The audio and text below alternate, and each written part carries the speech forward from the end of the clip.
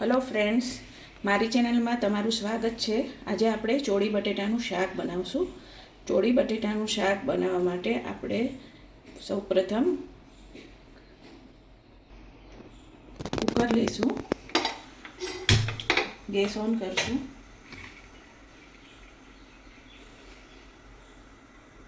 એમાં લગભગ 2 થી 2.5 ચમચા જેટલું તેલ નાખશું. તેલને થવા દઈશું.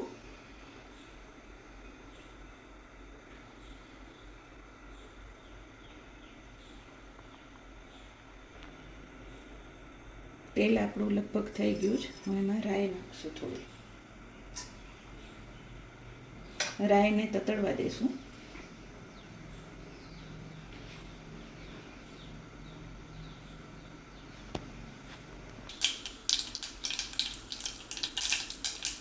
રાઈ તતડી ગઈ છે.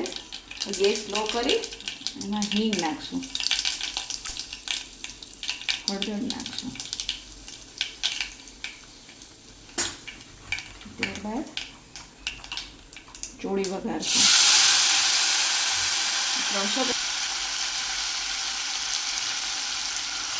એમાં એક બટેટું નાખેલું છે.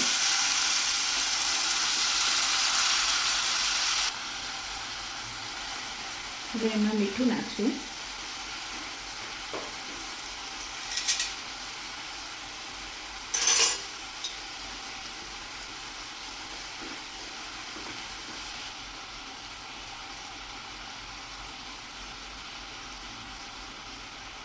સ્વાદ મુજબ મીઠું.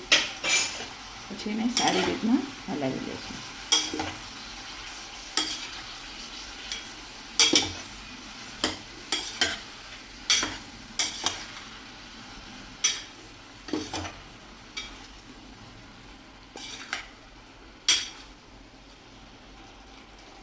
થોડું પાણી નાખશું.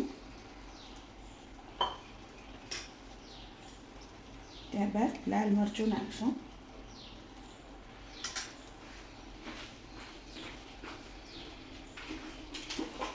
અને ધાણા જીરું નાખશું.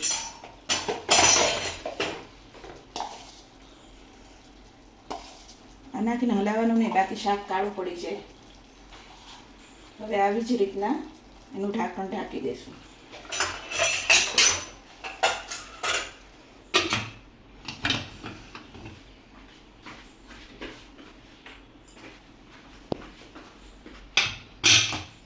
અને 2 થી 3 વિસલ થવા દેવાની. હવે આપણે કુકર ખોલીને જોઈ લઈશું.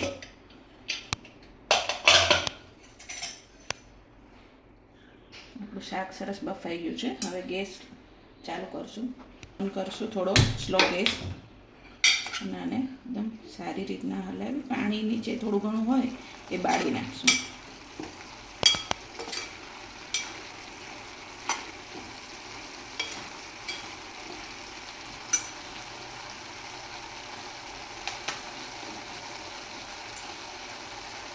થોડો ગરમ મસાલો,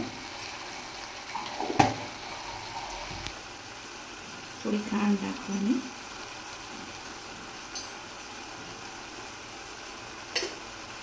આપણા શાકમાં સાઈડમાંથી તેલ છૂટું પડે છે, એટલે આપણું શાક થઈ ગયું છે. આ સ્ટેજે ગેસ બંધ કરવાનો અને એક બાઉલમાં કાઢી લઈશું.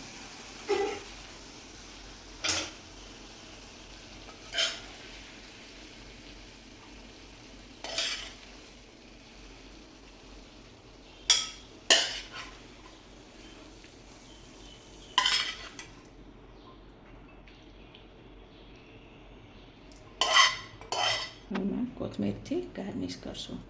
તો આપણું ચોળી બટેટાનું ડુંગળી લસણ વગરનું શાક તૈયાર છે. ખૂબ સ્વાદિષ્ટ લાગે છે.